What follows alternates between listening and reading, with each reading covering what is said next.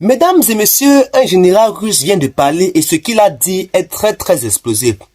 Selon des sources russes, un général de haut rang affirme que les systèmes de défense au Venezuela n'ont pas échoué techniquement. Non. Ils auraient été désactivés de l'intérieur, par corruption, par trahison. Des généraux vénézuéliens auraient été achetés, je dis bien payés $1 million pour laisser entrer les Américains sans résistance. Voilà l'information qui circule et aujourd'hui, je vais tout vous expliquer. Frères et sœurs d'Afrique et d'ailleurs, ce qui s'est passé au Venezuela le 3 janvier 2026, c'est historique. Mais la vérité derrière cette opération, elle vient de sortir et elle concerne toute l'Afrique, tout le sud global. Alors, écoutez attentivement parce que cette analyse va tout vous révéler. Inspiré, bien sûr, de l'engagement de mes grands frères le Samouraï Théa ainsi que celui de l'état d'urgence, je vous apporte ici un décryptage complet basé sur des sources vérifiables. Alors, partagez cette vidéo massivement car l'information doit être circulée. Abonnez-vous à ma chaîne le Samouraï Franc, activez la cloche de notification et surtout, aimez cette vidéo si vous appréciez le travail car ce que je vais vous expliquer aujourd'hui, c'est du sérieux. Bon, voici ce qui circule actuellement et je dois être très honnête avec vous. Cette information n'est pas confirmée officiellement par des sources gouvernementales mais elle est rapportée par plusieurs médias, notamment russes. Un général de l'armée russe, dont le nom n'a pas été révélé, aurait fait une déclaration fracassante. Il aurait dit que Peter Hegseth, le secrétaire général américain à la défense, ment. Que l'Amérique ment. Que les systèmes russes n'ont pas échoué. Il aurait été désactivé, donc les systèmes russes auraient été désactivés de l'intérieur par des traîtres, des généraux vénézuéliens, des proches de Maduro, achetés, corrompus et payés $1 million.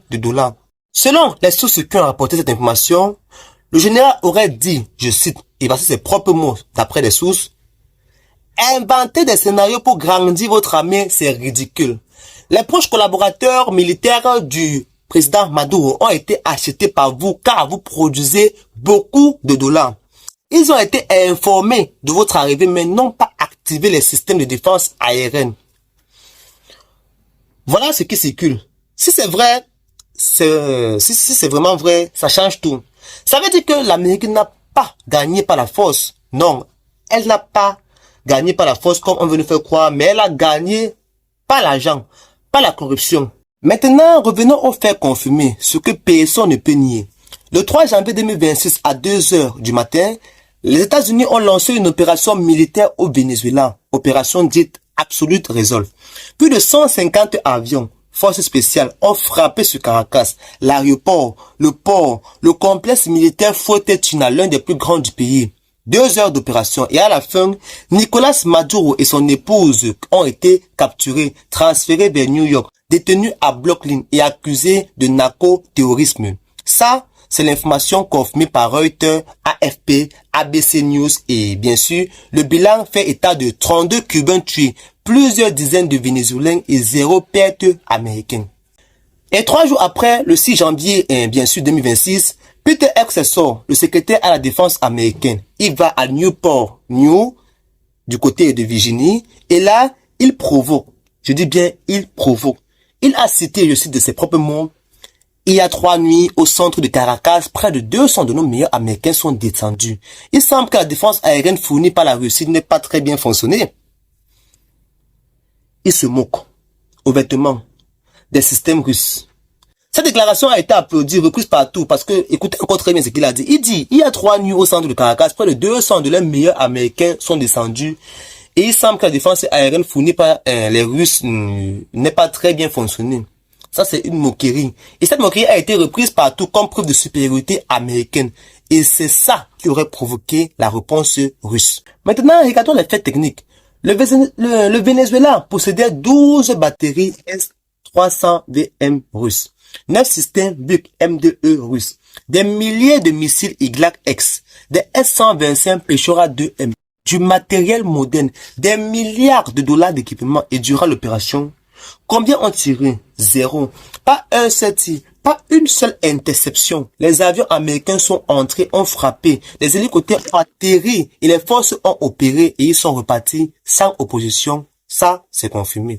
Pourquoi l'allégation de corruption a maintenant un peu de sens? Bien sûr, pour plusieurs éléments. Premièrement, les États-Unis avaient offert publiquement 50 millions de dollars pour livrer Maduro. Je dis bien 50 millions. Une fortune. Deuxièmement, aucun système n'a tiré. Même pas les portables. Ça, c'est très bizarre. Troisièmement, les seuls qui ont résisté, ce sont les 32 Cubains. Les gardes cubains, eux, ont combattu. Ils sont morts. Mais les Vénézuéliens sont restés silencieux. Quatrièmement, un lieutenant-colonel vénézuélien aurait dit que l'armée avait les moyens, mais a choisi de ne pas riposter. Par peur d'escalade, bien sûr. Et essayons maintenant de regarder les preuves techniques. Ces mêmes systèmes russes fonctionnent bien sûr ailleurs. En Ukraine, les S-300 interceptent les ATACMS américaines. Des Storm Shadow britanniques, ça marche. En Iran aussi, en 2020, l'Iran a frappé des bases américaines en Irak. Les patriotes américains n'ont pas tout arrêté. Donc techniquement, ces systèmes sont efficaces. S'ils sont bien utilisés, bien maintenus, opérateurs formés, alors pourquoi au Venezuela, il y a eu zéro réaction? La réponse la plus logique, désactivation interne, trahison, corruption. Voilà ce que cette affaire révèle. L'argent peut tout acheter, même la souveraineté d'un pays. Même la loyauté d'une armée, si des généraux peuvent être achetés, si des systèmes peuvent être désactivés de l'intérieur, alors aucun pays n'est en sécurité. Aucun. Surtout pas les pays du Sud global, surtout pas l'Afrique. Et c'est là que nous sommes concernés directement. Nous, Africains. Parce que regardez, les États-Unis viennent de violer la souveraineté d'un État membre de l'ONU, ont capturé son président sans autorisation internationale. L'ONU a condamné la Russie, la Chine, le Brésil aussi, mais ça n'a rien changé. Qu'est-ce que cela signifie vraiment? La souveraineté n'est pas respectée que si on peut la défendre.